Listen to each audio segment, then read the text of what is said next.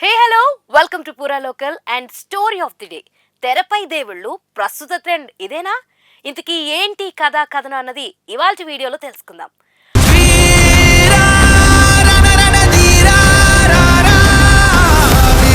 మామూలుగా హీరోలంటే అభిమానులకు దేవుళ్లే, హీరోలకి అభిమానులు ఆడియన్స్, ప్రేక్షకుల దేవుళ్ళు ఇవన్నీ ఇండస్ట్రీలో వినిపించే మాటలే. కానీ ఇప్పుడు దేవుళ్ళ మీద సినిమాలు తీస్తే బ్లాక్ బస్టర్ హిట్. ఇండస్ట్రీలో ఇప్పుడు అదే ట్రెండ్ నడుస్తుంది. ఒకప్పుడు ఇతిహాసాలైన రామాయణ మహాభారతాల మీద సినిమాలు తీశారు. ఇప్పుడు మళ్ళీ అదే ట్రెండ్ నడుస్తుంది. సోషియో ఫ్యాంటసీ చిత్రాలకు గిరాకీ పెరిగింది.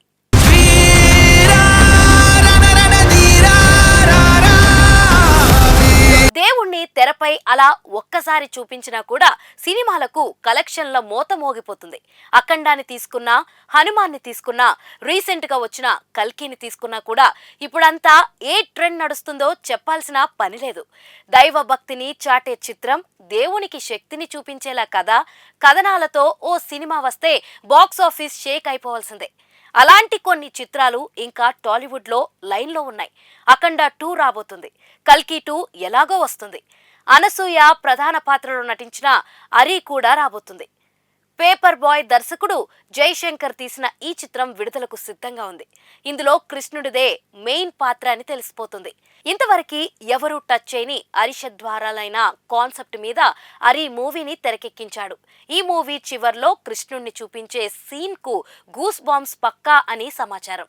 వచ్చే ఏడాది రానున్న విశ్వాంబర సోషియో ఫ్యాంటసీ అన్న సంగతి తెలిసిందే.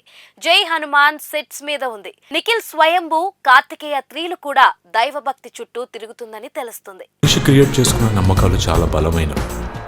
వాటిని దాటి మనిషి బ్రతకలేడు. సో చూసారు కదా, ఇది ఇవాల్టి స్టోరీ ఆఫ్ ది డే. మరొక ఇంట్రెస్టింగ్ అప్డేట్ తో మళ్ళీ కలుసుకుందాం. అప్పటి వరకు చూస్తూనే ఉండండి పూరా local. This is your Hemamalini signing off. By.